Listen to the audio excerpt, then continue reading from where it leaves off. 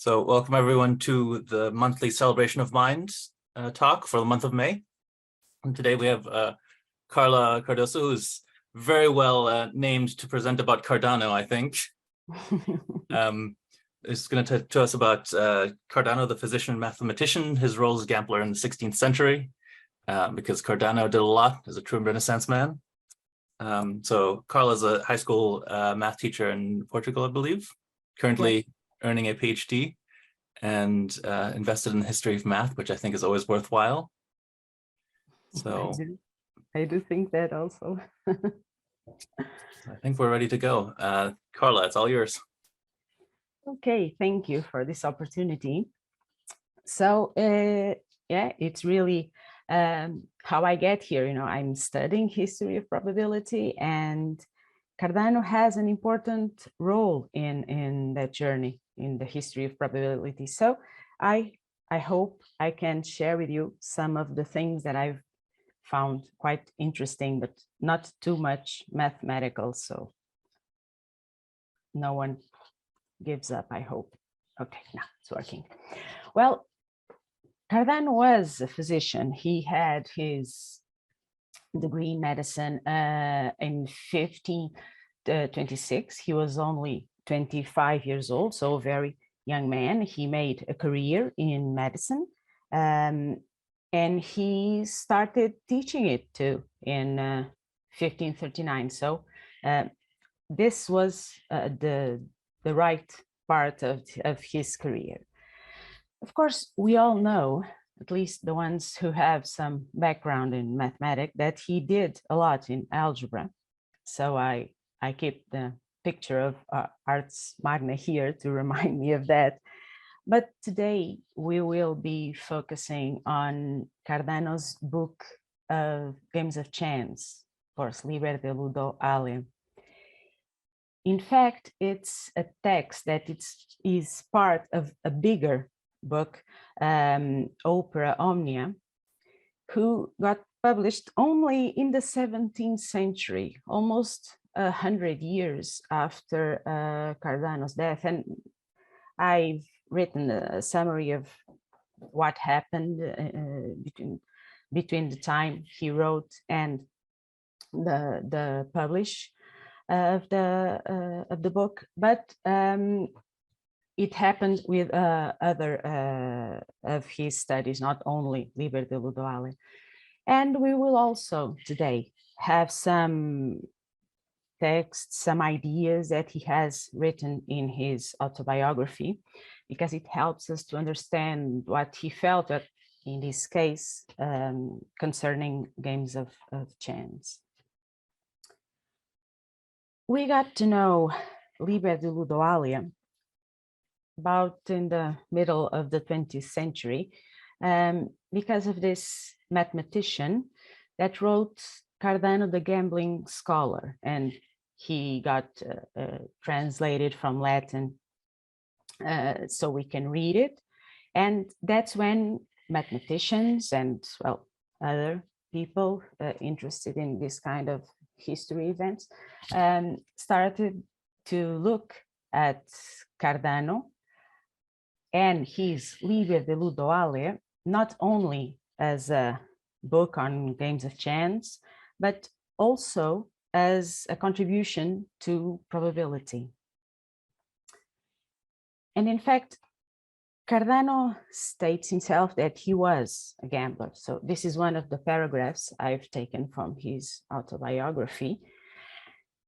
Well, he admits he has an obsession, an addiction, and he's not exactly proud of it. This isn't the only time he mentions this side of him in this language of problem and not a very happy time. Well, actually, it went around transversal to all his life. To games in particular, we are interested in the chess part and the dice. Well, here he says explicitly that chess was in his life for more than 40 40 years and dies about 25. So he had games around him most of his life. But what is, in fact, what is in fact in the book? Well, it's a small book, has 32 chapters. Some of them are only one page. In the 20th century edition, it's only 57 pages. And well, I've highlighted some of the contents here to try to explain briefly what he talks about. The ones that I've highlighted with a lighter tone are, well, a little bit philosophical. You know, he expressed his feelings about game, yes, but also about other human characteristics that he, for some reason in that moment, felt he should share with, in this case, right. There are also, and those are the three darker contents that I've highlighted, there are also references to fraud in how to do it, how to avoid it. Well, it's dice, cards. Well, he's not too specific about with any tricks or anything like that, but we can understand that he really knew a lot about games and the way to do it properly and, well, less legal. From the beginning, and this is sentences from chapter 1, Cardano has a concern in categorizing games. Well, he does this more than once, and I got surprised when I read that one of his groups or categories are in fact what we can call sports. No, he is concerned with health, well, which makes sense, of course, in his physician side, but in a book of games of chance, I can tell you that I wasn't expecting this reference. But then we have those that really interest me because of probability. We have those that he classifies as being dependent of luck, and that's it, as dice. And those where a player can improve, can learn, can acquire skills such as chess. Well, in the middle, which means with these two features, we can find, for example, backgammon, because we do have dice, but there are also strategies involved in playing the game. Well, and I need to tell you a little bit, make here a pause and tell you about his use of the word fritilus. There are, of course, we're talking about something written in the 16th century. So there are issues with language, translation, and so on. And one of those issues is the word fritilus. Of course, we know it as a dice box, and it really is a dice box. That's a picture I have here. But as experts tells us, well, it has been studied since the middle of the 20th century. We can read today, to understand what Cardano meant, we read as words referring to backgammon, the fritilus, tabula, table games. So all of these we can understand as backgammon, and then it makes sense, the reading and the rules, everything Cardano talks about. It's one of the observations I wanted to tell you, because it seems strange that he uses the word fritilus referring to a game. So we get another categorization or organization. In fact, it's more a comparison in chapter 24. And imagine there is sports again. Oh, his second reference goes to games with balls. Besides that, there are some things here that are important, well, for me, I think, to understand Cardano. Well, the first reference, chess, it makes all sense considering that he assumes playing chess for decades.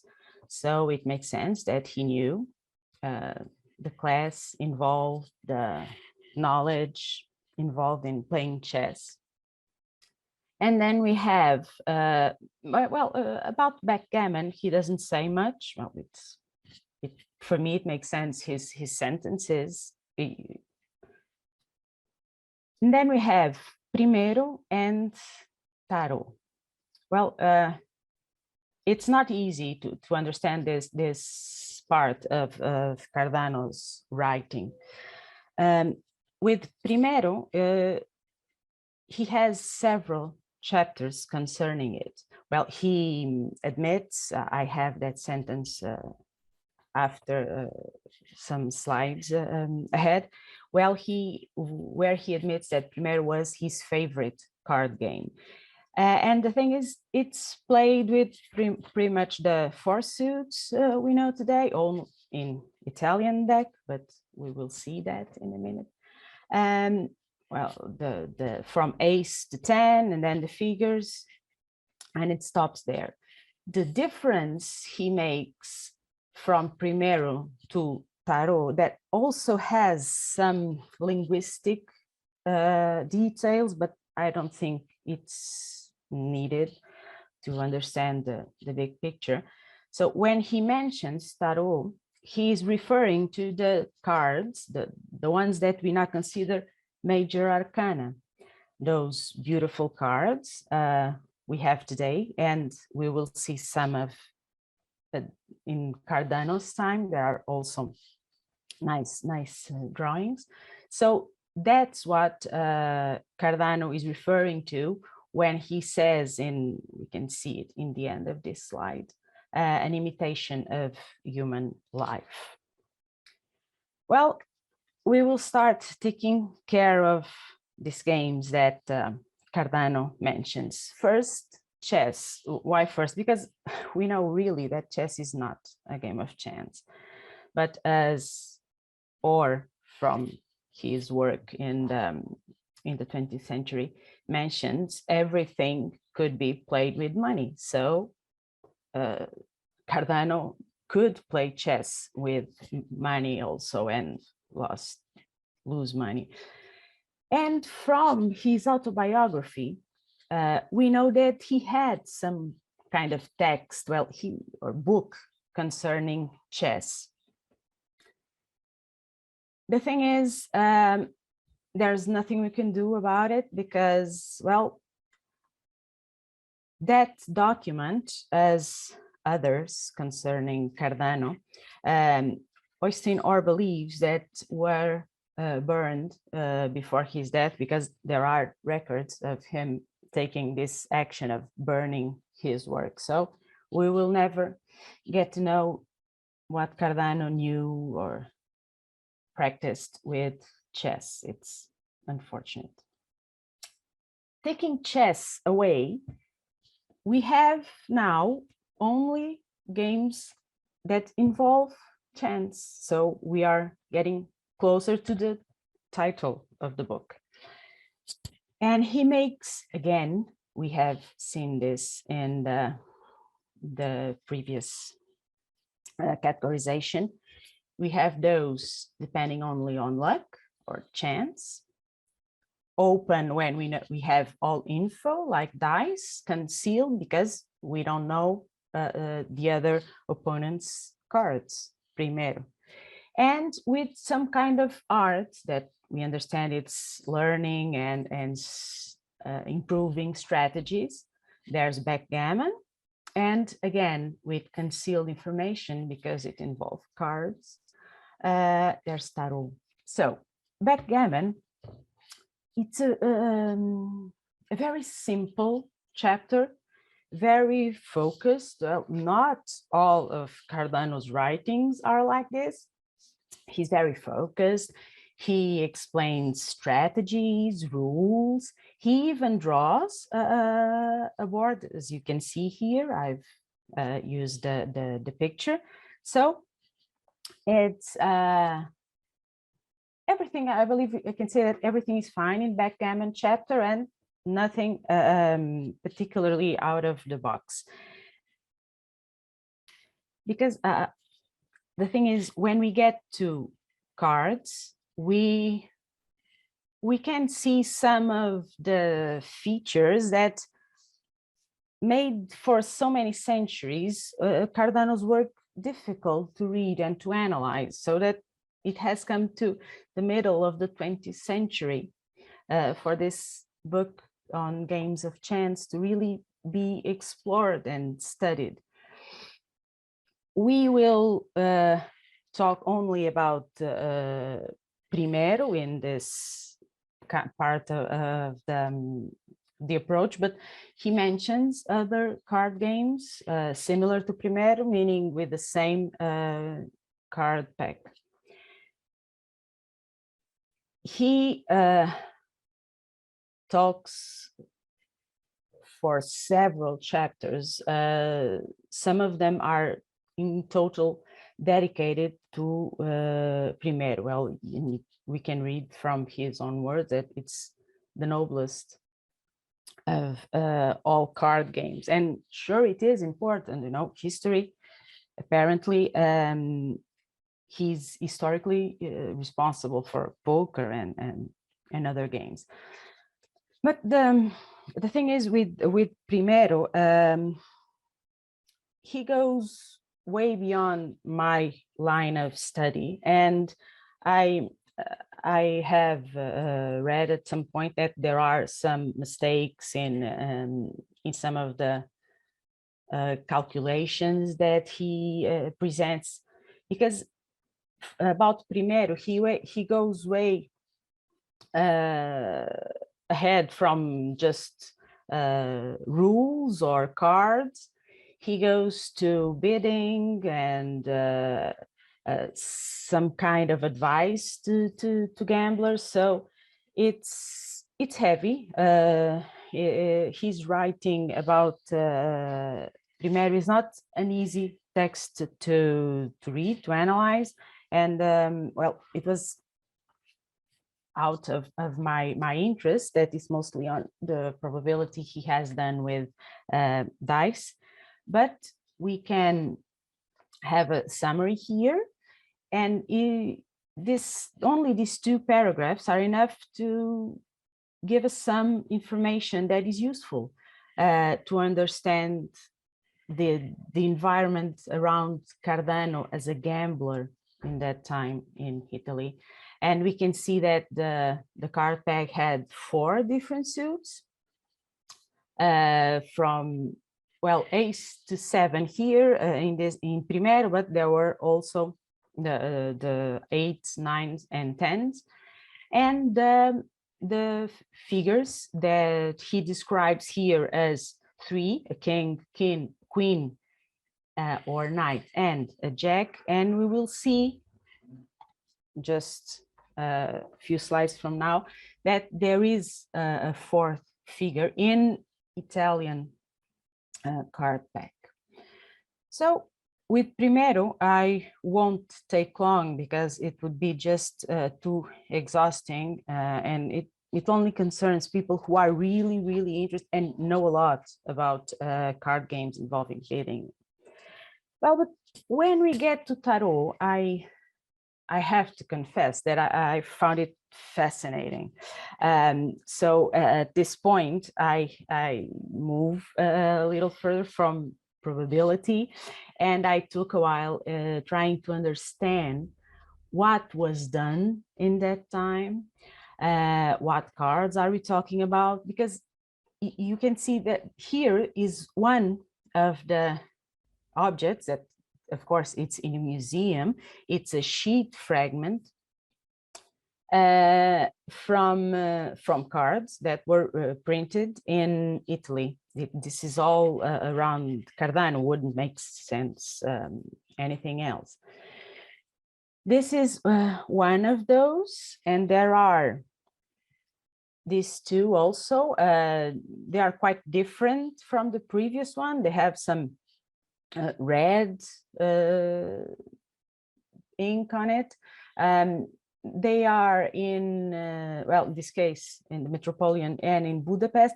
The one in Budapest, we can read in the online information that hasn't been analyzed to the detail yet. So we might discover some things interesting or surprising, but still we will, well, I will take you to some of these cards in details because I do find them fascinating.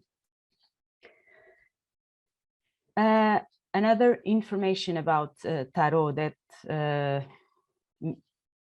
helps us to understand or not the strange, in some points, the strange mind of Cardano. Well, about Primero, he spends several chapters talking or writing about it. On the opposite side, about tarot, he doesn't say much. You know, the word appears in 2 or 3 times, and there are linguistic problems because sometimes he writes tarot key, other times he just writes triomphe, which means only the cards in major arcana. And he doesn't have a chapter devoted to tarot. Well, actually, he doesn't even have a paragraph that's only about tarot. So we only can imagine that it should be Tarot de Marseille because, you know, experts say so, that in Lombardy at that time, that was the one being played. And if we look at, well, this is totally commercial image, so this has no history here, but if we look at these pictures, really there are similarities with the fragment sheets there, the 3 there are in museums. And so I couldn't help it, and I tried to find some of these, and to me it's amazing. These 2 are from the first one. The first sheet doesn't have numbers. The cards don't have numbers, so there are only the images. And we can see the one that today has the subtitle moon. We can see that there's a human face on the moon. There's also crawfish in water. There are 2 towers in the back. There's also a mountain. There are lots of information that are just as we have them today in shops if we want to buy this kind of card pack. The other one, the star, is also very nice. Well, I thought they were beautiful. You know, naked woman with the water and 2 jars, one on each hand. Of course, there are differences, but I've chosen to point to similarities. There's one that has a story of its own. It's the Magician, but still, although we can clearly see the way that the image changed, there are still connecting points. You know, the objects on the table, the stick on the arm pointing up. So even in these images, we can see similarities between Cardano's time and nowadays. In the sheets where there are some kind of red, there are numbers, and in numbers we don't find a correct correspondence with our numbers today, or the ones in the historians I've consulted. But still we can clearly see, you know, the hermit. There's an old man with the lantern, the beard, the clothing, the stick on his hand.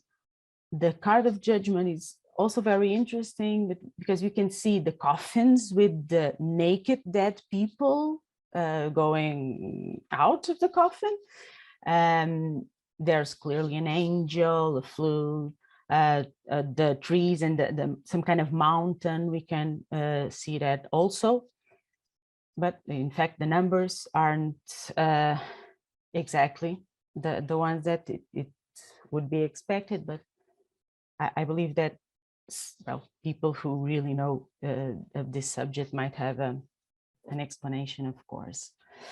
Well, I wasn't happy only with these cards, of course, because, well, tarot was something that I didn't expect to find. So it was a pleasure to study it. But of course, that what really connects cards with today's game, because, well, today tarot is more about divination than exactly a game. We look at the card suits, of course.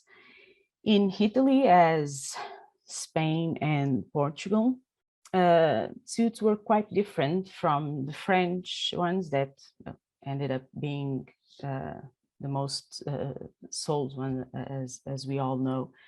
And this document is from the 17th century, and a catalog British Museum had online.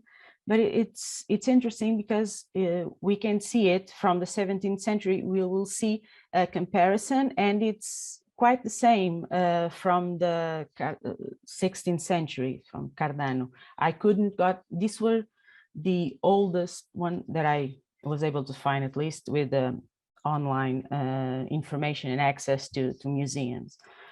So we have cups, the ones similar that we see in church, gold, beautiful. We have swords. There's some historic issues about them being in a curve. Daneri, money, coins in gold, of course, and bastoni in sticks, in or clubs. This is the seven, of course, of this card pack. And knowing those kind of suits, we can go back to the fragment sheets.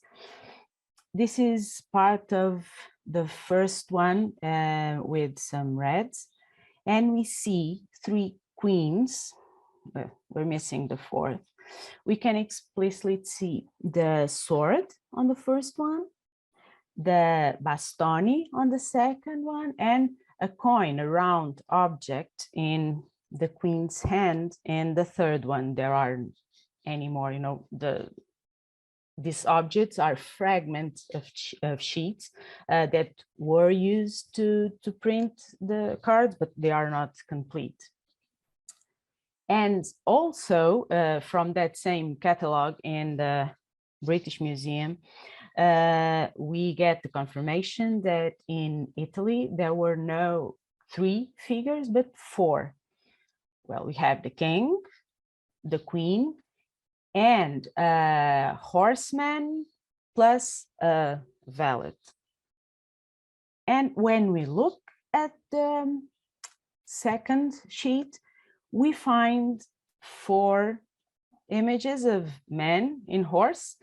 And the first one clearly has a sword, the second one, a cup. Then we see the coin, money, even in 2 places. And there's a 4th one. I couldn't find bastoni here. I asked for help, and with someone who has really experience on these things. And what I got to understand that the horse face, it's really ugly. And if we look in the same sheet to the one the next row, the death card, the horse is also very ugly or angry, I don't know. So it seems acceptable that this would be the card of the horseman concerning bastoni. just the artist, well, it was his choice, or lack of skill, of course, we will never know. So here are here is the information that I thought it would be nice from that catalog of the British Museum concerning the number 7. From the first sheet down, where you can see it at the right, there are partially, they are not in the best conservation state, but we can see that the first one is clearly a 7 because it has 3, 3 and 1 in the middle. And right next to it would be, well, it could be an 8 or a 9 because we see 4 pieces going up. There should be other 4 going down, and well, if there's one in the middle, 9. If there isn't, it's only an 8. And I'm showing you here also, this is absolutely regular card pack. This picture I have here with a 7, 8 and a 9. We can buy this today specifically with this kind of drawings in the suit. So I thought it was amazing seeing something this old. And then we get to dice, the probability part. Actually, I studied from here and then to the other part. This is where I started it, because this is what concerns probability. But I believe I wanted to show you today Cardano as a gambler, so that's more than the probability calculations he did with dice. We have another paragraph from his autobiography. Well, I feel some kind of sadness when I read this. So he had an addiction and he suffered with it. That's at least we can say at least that he suffered from his addiction. Well, but his addiction brought us some interesting things in probability. Of course, I'm only showing you an interesting part where he, as you can see from this slide, does something quite right. He lists the case, the sums we can get from casting 2 or 3 dice. But things don't go always this nice for Cardano's studies on this matter. The thing is, Cardano had a problem that made the reading, studying his work even difficult. That's what should have been, because I believe my feeling was that he writes as he thinks, which means that he has an idea, he writes it, he moves on to the next page, and it's like he doesn't care to go back and see if anything can be improved. And in this case, in probabilities with dice, it's even a little, I believe, worse, because he makes mistakes and he realizes that it was a mistake, some wrong values, numbers. So it's quite direct. We can see where the error is. He can also see it, but he doesn't go back to correct it. So from that point forward, he uses the right number. But when we read it, well, mostly some centuries afterwards, it makes our reading difficult. And it really, well, for me, the question is there, why couldn't he go back and correct the value and then rewrite the text and do something that was completely right? Well, Cardano had a different opinion. So we will see one example. There are some other details that we could explore, but I'm a math teacher for over 20 years now. So I have a problem with these talks that I don't want to be boring, because usually that's what people who teach math are, no, boring. So I try to focus on the parts that are more light or easy to understand. Well, and the images in Tarot also makes that part of being, beautiful, some kind of beauty. But now we will get to mathematics.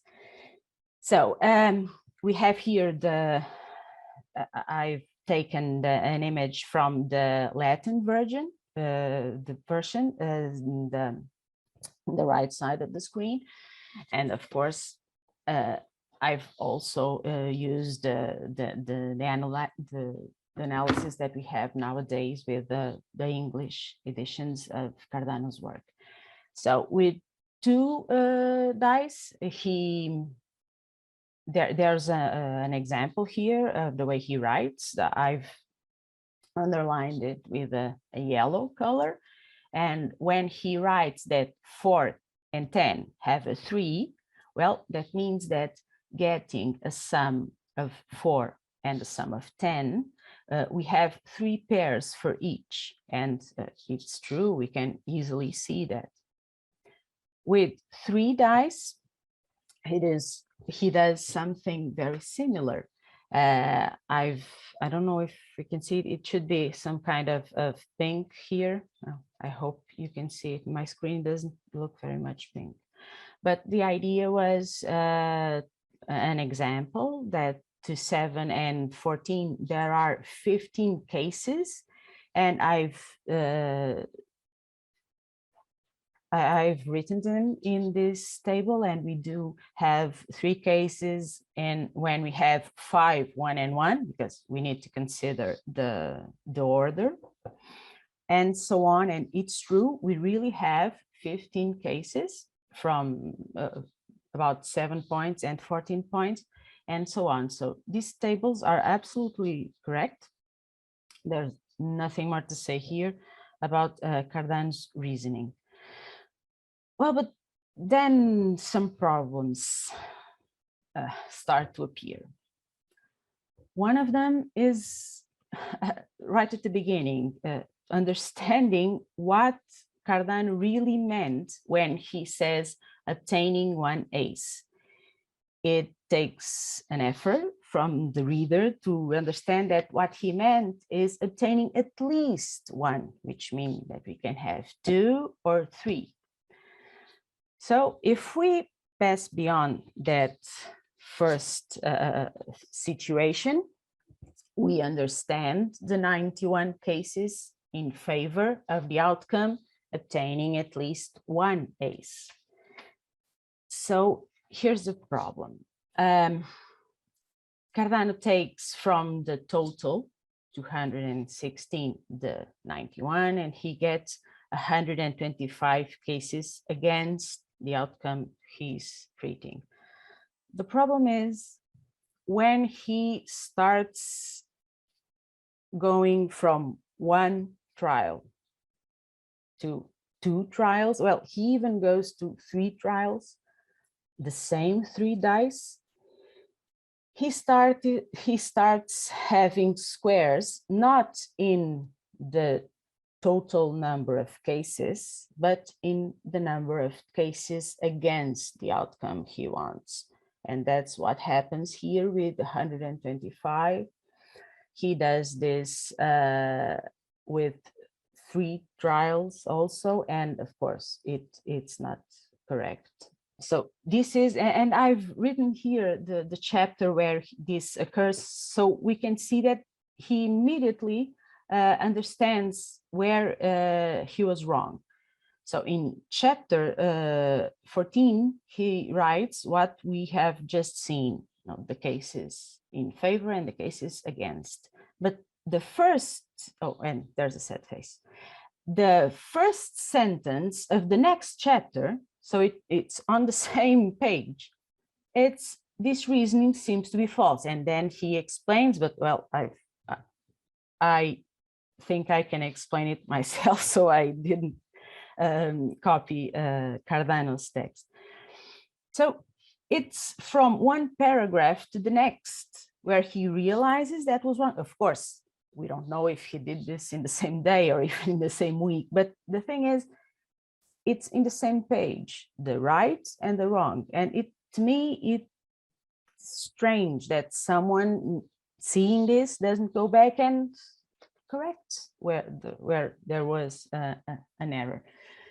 So he understands that what he really needs to multiply are the, well, what we call today probabilities. So the favor divided by the total number of cases. And he goes on with this, not only for 2 trials, for more than that, but it's enough for us to understand. And although he's not comfortable with going back and correcting his mistakes, well, he has no problem in stating his pride, you know. So he ends chapter 15 with a sentence of his pride. And well, the examples here, I believe, are with 3 trials. Yeah, I think this number of 9 million and so on. So to me, it's just sad that he doesn't correct the error. It would be a easier text to read and a beautiful one too, I think, with only the right results. To finish this part, well, I'm not sure that all of you were familiar with knucklebones. So here's an image that I also took from a museum, so that I have all the references. And he dedicates, almost in the end of the book, an entire chapter to knucklebones. And what is interesting to probability, well, these bones have historically 4 numbers, each one of them for different positions when we cast them. So 4 numbers. Historically, the numbers are 1, 3, 4, and 6. And in this case, Cardano does a direct reasoning. He presents the situation with or without being interested in the order of the numbers. I've written here all the possible 256 cases when we have 4 knucklebones, and if the order is interesting. And the colors I've used here, oh, of course, Cardano doesn't do this. This is just boring. I did it because I had Excel, but the colors I've tried to use here to show some steps of his reasoning. So, for example, one of the first colors I have here is all 1s, all 2s. So he mentions those where are always there is always the same number, and then he starts with one different number. Well, we can see it by the colors that there is a reason for these colors, and it's what was my way of going through Cardano's line of thinking. I've chosen to bring the 200, sorry, and 56, but he also lists when the order isn't considered in casting the bones, and well, everything is fine with this. Chapter also has interest to probability, of course, because well, that was my interest in the first place when I started to study Cardano. So I believe I have, well, said everything I thought I could. So thank you so much for listening to me.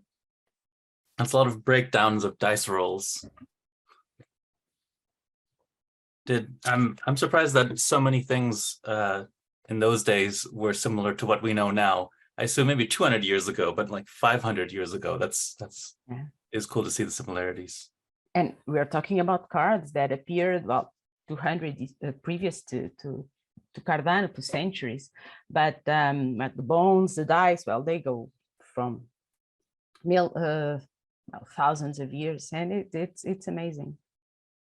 I thought so, and they're beautiful. I do love the drawings on the tarot cards. I did. I don't play. I don't know any set of rules, but it's difficult playing tarot. That I have no doubt. But the cards are just beautiful. Adam So, says Italy has implausibly many regional decks of cards. Is that true? Yes, they do, because they were. It wasn't Italy. In case of Cardano, it was Lombardy.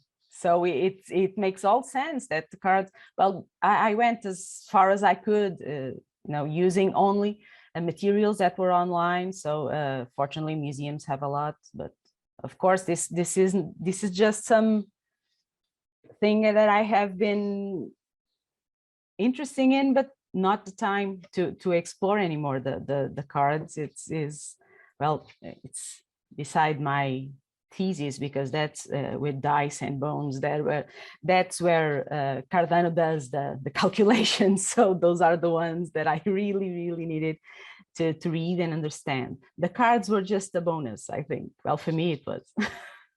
Thank you for joining us, and I think we'll be back next month. Okay. Thank you.